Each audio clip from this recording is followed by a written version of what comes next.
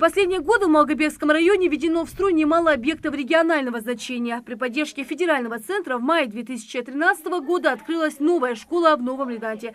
Учебное заведение рассчитано на 540 ученических мест, но условия позволяют вместить больше 700 учащихся. Объект был не просто долгожданным, а просто необходимым для села. Мы занимались приспособленным в здании школы на 115 мест, обучались чуть ли не в 4 смены.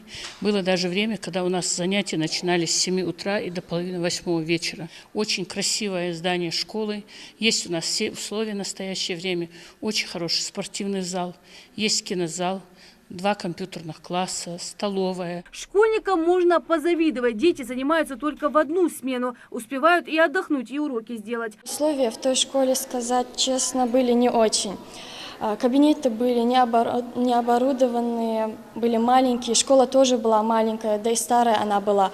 А в этой школе все чисто, все красиво, большая. У нас очень красивый актовый зал. Еще один объект, который появился в Малгобекском районе в рамках ВЦП – мясомолочный комплекс на 800 голов в сельском поселении Сагапши.